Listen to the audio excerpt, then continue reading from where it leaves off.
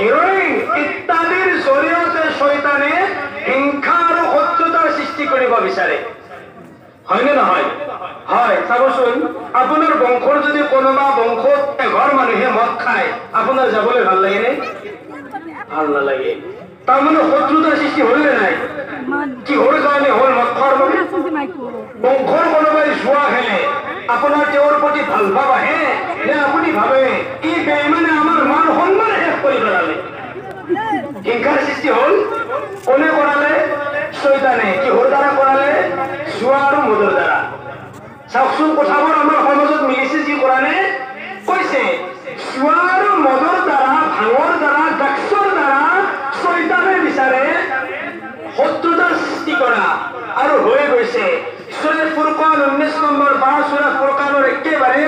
শেষৰ পৰা 3 নম্বৰ আয়াতটো আল্লাহ কৈছে যিসকল প্ৰকৃত ইমানদাৰ তেওঁলোকে পায় ৰব্বানা হাব লানা মিন আজৱাজিনা ওয়া যুৰৰিয়াতিনা কুৰৰাতা আয়ুন আল্লাহ হে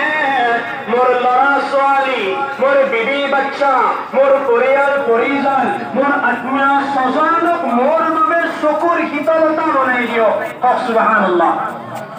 চকুৰ শীতলতা বনাবলৈ দোৱা কৰে আৰু আমাক মুত্তাকি সকলৰ নেতা বনাই দিয়ক এতিয়া চাবচোন আয়াতটোত কি আছিল ল'ৰা ছোৱালীক চকুৰ শীতলতা বনোৱাৰ কথা আছিল এতিয়া যাৰ ল'ৰাই ভাং খায় মদ খায় দেখিলে কি মনত সুখ লাগে নে দুখ লাগে কিন্তু আয়াতটোত কৈছিল মোৰ ল'ৰা ছোৱালীক আল্লাহ এনেকুৱা বনাই দিয়া যাক দেখিলে মনত সুখ লাগে আৰু চকু ঠাণ্ডা হৈ যায়